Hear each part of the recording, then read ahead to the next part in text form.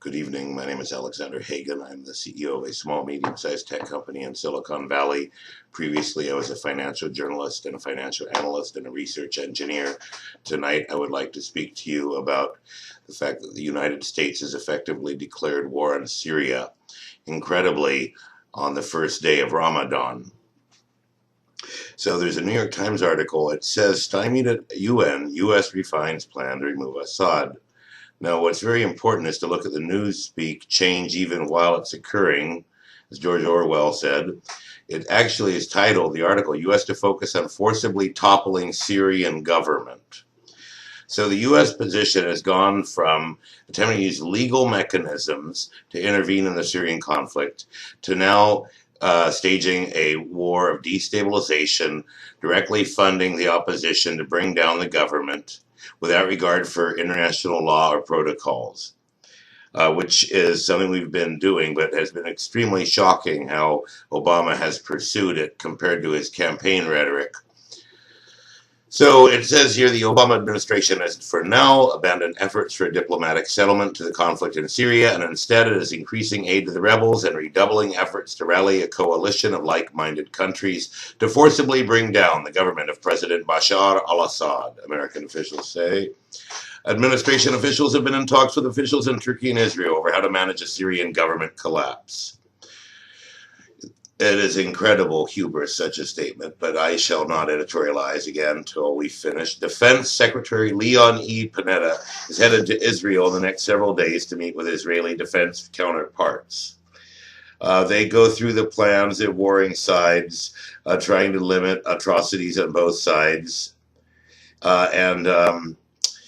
Let's see here. This is discussion about an Israeli attack, but that they think that might backfire because of the perception of Israeli interference. It's really quite incredible, this article. Administration officials insist they'll not provide arms. That's for Turkey, Saudi Arabia, and Qatar to do. So if I may editorialize, the Gulf states and Saudi Arabia over the last 2 years have purchased an enormous amount of U.S. weaponry. I would estimate in the last 3 years about $150 billion in U.S. weaponry.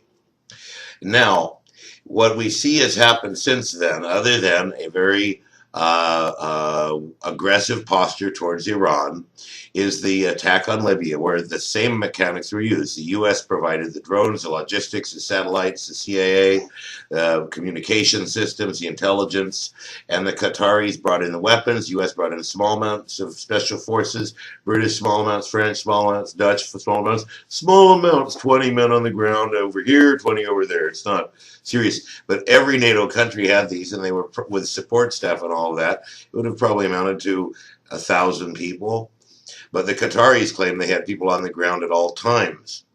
So what's happening here is that the Saudi, Qatari, Gulf states are in an alliance with the United States to both of them have a greater sphere of influence in the region, and in a sense giving a cut to Israel as well.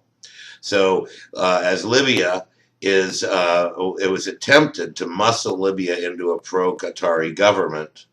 We'll see what happens, but the Islamists, who the Qataris were favoring, have not done well in the Libyan elections. Of course, the loyalists aren't even allowed to run. So they've probably voted for Jibril, who's a former economist for Gaddafi, who's running the inheritor of the Transitional National Council, the National Forces Alliance, which is an alliance of a large number of different smaller parties that were forming up.